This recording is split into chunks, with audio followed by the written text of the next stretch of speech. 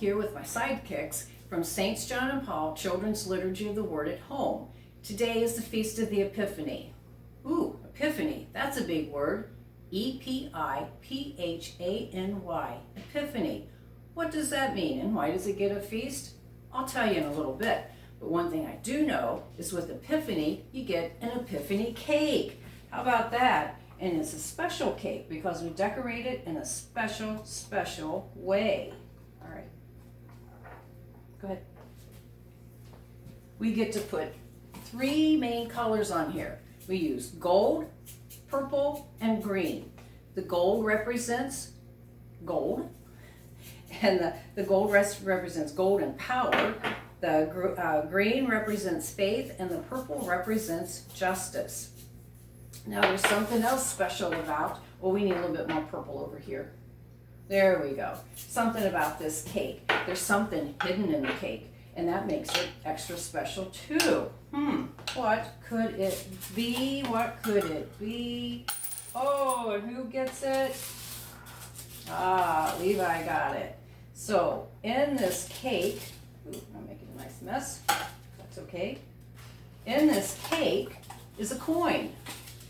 And the coin means whoever gets the coin, they get to be king or queen for the day. How about that? But if you remember, let me take that off too. If you remember on, I think it was November 29th, we talked about what it meant to be a king. And that means that you serve, you help, rather than have people help you.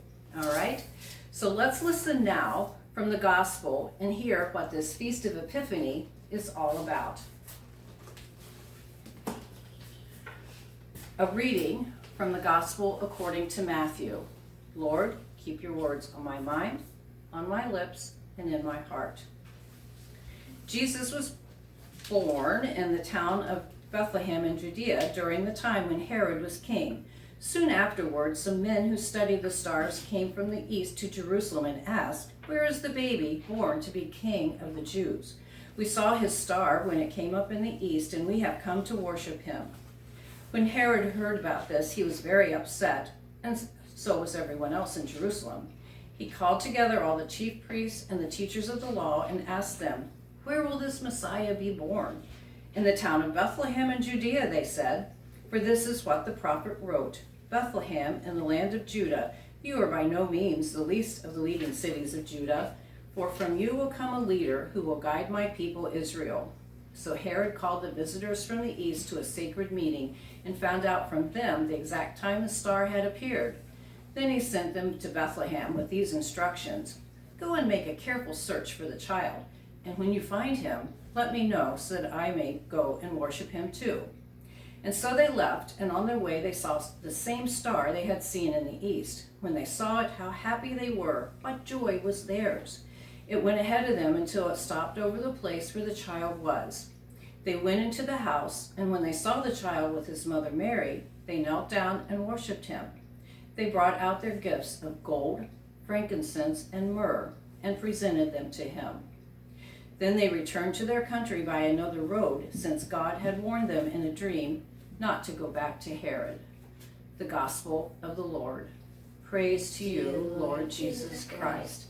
All right, so what's going on here? We know we had Christmas with the birth of Jesus, and so now we have these 3 wise men from the east coming to worship Jesus too. Well, how did these men know how to get there? Did they have a map? No. Did they have GPS? No. Did they have Siri telling them how to do it? No. What did they do? They followed the star. Now, we saw a Christmas star a couple of weeks ago, didn't we? We saw how bright it was and everything, and that's what these wise men followed. Wise men, also called magi, but they weren't just called wise men because they were smart. They were wise men because that was their job. It was their job to go out and do research and to look at the stars and to read everything that had been written about history and say they knew when they saw that star that it was special. And so they followed that star and they came to the baby Jesus.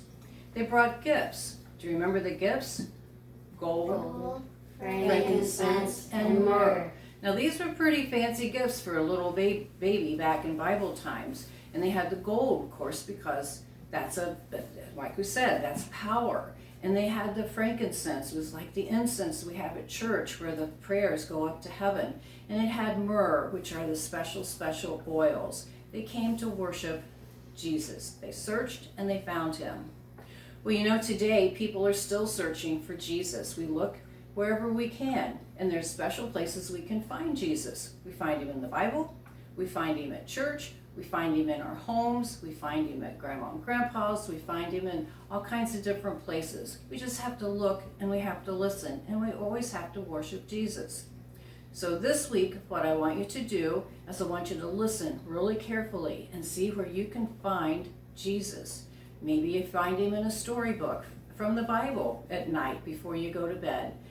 As always, you listen to your parents and see what they have to say about Jesus and about how to live a good life. You can always be kind to your friends and you'll find Jesus there. So, till next time, have a good week.